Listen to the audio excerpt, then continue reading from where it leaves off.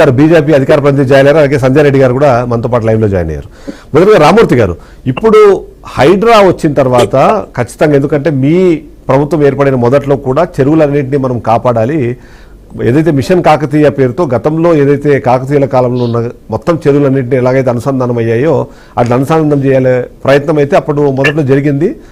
సరే, దాని మీద విమర్శలు అవన్నీ కొద్దిసేపు పక్కన పెట్టేస్తే, ఇప్పుడు ఈ కబ్జాలకు సంబంధించి గత 10 ఏళ్ళు మీ ప్రభుత్వం అధికారంలో ఉన్నప్పుడు ఈ కబ్జాలు మొత్తం జరిగాయి అనే విధంగా కొన్ని వార్తలు అయితే వినిపిస్తున్నాయి. అంతేకాకుండా దానికి పూర్తి స్థాయిలో సపోర్ట్ ఇచ్చిన వాళ్ళు కూడా మీ నాయకులే అన్నది మరొక పాయింట్. ఇప్పుడు హైడ్రా వచ్చి దాని మీద చర్యలు తీసుకుంటుంటే మీరు దానికి రెస్పాండ్ అవుతున్నారు అందుకే అనే ఒక విమర్శ వినిపిస్తున్న నేపథ్యంలో ఏమంటారు మీరు? దీని మీద మీ విశ్లేషణ ఏంటి? సరే, అందరికి నమస్కారం.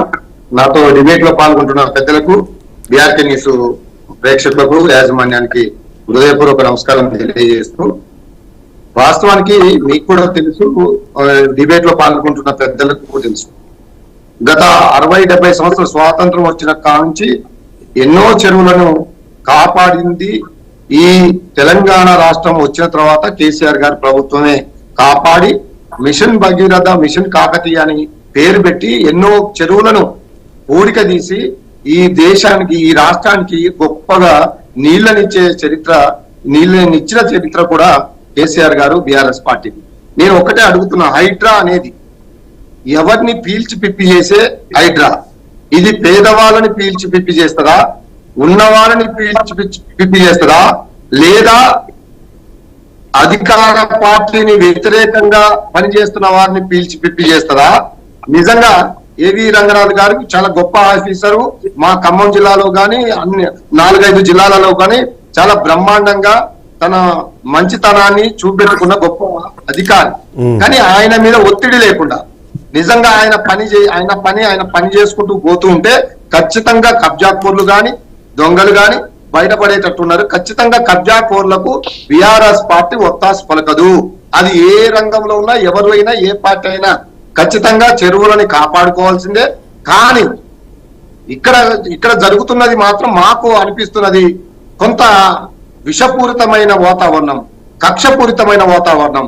నిజంగా బీఆర్ఎస్ పార్టీ నాయకుల మీద ఒక లేనిపోని ఒక్కరినో, ఇప్పుడు దానం నాగేందర్ మీద ఒక్కరిని పైన కేసు పెట్టి, అట్లాంటి వాళ్ళ ఆ పేరు చూపెట్టి కొన్ని 100 మంది బీఆర్ఎస్ పార్టీ నాయకుల మీద కేసు పెట్టి ఇబ్బందులు పెట్టి, లేదా తద్వారా కాంగ్రెస్ పార్టీకి వసూలు చేసే ఏమన్నా కార్యక్రమం మొదలు పెట్టారా అనేది బీఆర్ఎస్ పార్టీ డౌట్. ఇది ఎందుకంటే ఈ పేరు మీద భయపెట్టి, భయభాంతులను చేసి, కట్టడాలను కూల్చేసి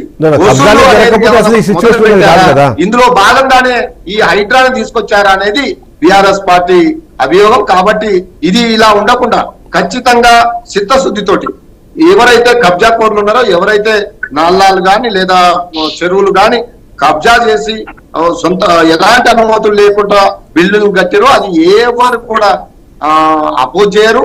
మరీ బీఆర్ఎస్ పార్టీ అయితే ఖచ్చితంగా వారిపై ఆ రోజు నుండి ఈ రోజు వరకు వ్యతిరేకంగా ఉన్నారు. వాళ్ళు ఎంతటి వారైనా కానీ ఉపేక్షించాల్సిన అవసరం లేదు.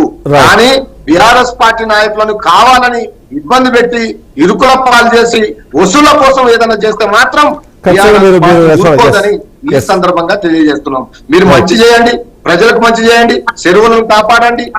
జంట నగరాలలో ఉన్న వేలాది చెరువులు ఆ రోజు అసలు కానరాకుండా పోయిన వాటిని మెరుగున పరిచి తీసుకొచ్చి ఇగో ప్రజలకు చూపెట్టిన చరిత్ర కేసీఆర్ గారు, మా కేటీఆర్ గారు, మున్సిపల్ శాఖ అది మీ అందరికి తెలుసు. కానీ అలా కాకుండా భయపెడదాం, ఆ పేరు మీద వసూలు చేద్దాం, ఆ పేరు మీద